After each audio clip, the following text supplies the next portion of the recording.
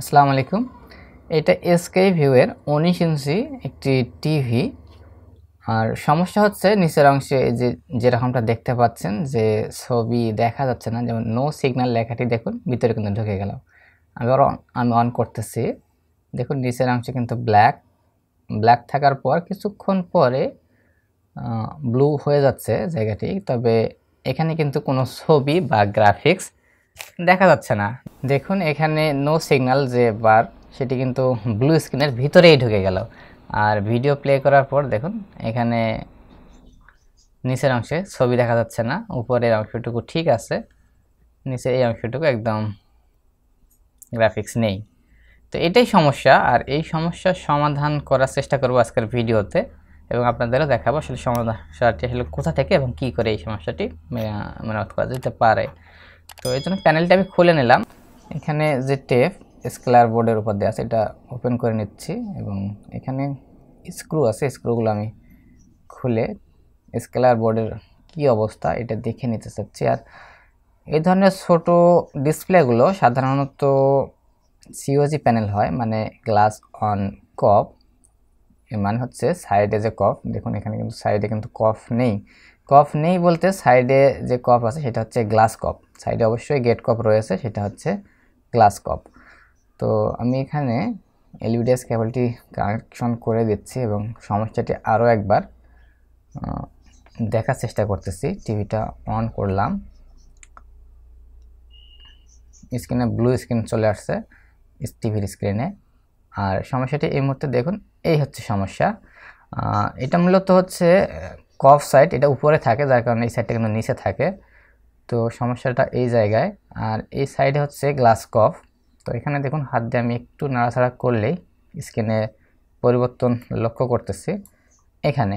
হ্যাঁ, মূলত এই অংশের এই যে সাইডে গ্লাস কপ বা গেট কপ রয়েছে, গ্লাস যে গেট কপটি রয়েছে সেখান থেকেই কোনো সিগন্যাল বা ভোল্টেজ মিসিংয়ের কারণে এই সমস্যাটি ক্রিয়েট হয়েছে।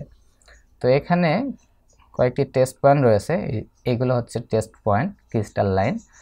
আর এই টেস্ট পয়েন্টে আমি একটু মিটার দিয়ে মেপে দেখে নিতে চাচ্ছি কোথাও কোনো প্রবলেম আছে কিনা। দেখুন এখানে মিটার ধরা মাত্র স্ক্রিনে পরিবর্তন নো সিগন্যাল লেখাটি, আর এখানে দেখুন স্ক্রিন কিন্তু একদম পরিপূর্ণ হয়ে গেছে। এখানে আমি এই 4 নাম্বার, এখান থেকে এই 4 নাম্বার মানে এই পিনটা এখানে টাচ করা মাত্র স্ক্রিনে কিন্তু একদম প্রপার যে ছবি সেটা কিন্তু চলে আসতেছে। তো এখানে সমস্যার সমাধানের জন্য এখানে যে অন্যান্য লাইনগুলো আছে সেগুলো ইউভি গ্লু দিয়ে আমি মাস্কিং করে দিয়েছি। আর এখানে 4 নাম্বার এই পিনটা, এটা হবে আসলে নেগেটিভ লাইন। আমি অনেক খোঁজাখুঁজি করে দেখেছি যে এটা মূলত নেগেটিভ লাইন, মানে মিটারে বি যে বার্জার অপশনে রেখে নেগেটিভের সাথে সংযোগ করলে এখানে পরিপূর্ণ স্ক্রিন চলে আসতেছে।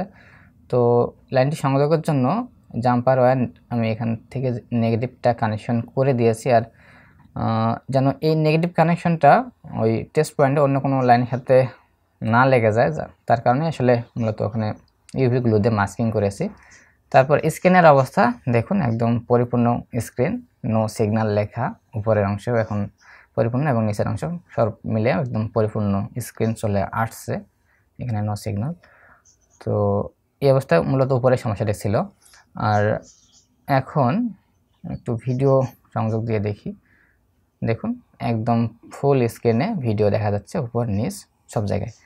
তো মূলত সমস্যাটির সমাধান ছিল এটি, যে সাইডে যে গ্লাস কাপ রয়েছে, 3টা গ্লাস কাপ, 3টি গ্লাস কাপের মধ্যে সবার উপর, মানে বর্তমান যে অবস্থায় আছে এই অবস্থায় সবার উপর, আর যেহেতু টিভিটির প্যানেল মানে টিভিতে লাগানো অবস্থায় স্কেলার বোর্ডটি উপরে থাকে, তার কারণে সমস্যাটি ছিল সেই অবস্থায় নিচের দিকে। তো যাই হোক, এখান থেকে এই হচ্ছে এই কফ, মানে একদম সর্বনিচে বলা যেতে পারে, আবার এই অবস্থায় সবার উপরে। তো এই কফে এখানে একটি গ্লাস কাপ রয়েছে, এই কফের হচ্ছে নেগেটিভ সংযোগটি পাচ্ছিল না। তো মূলত এভাবে সংযোগটি করে দিলাম।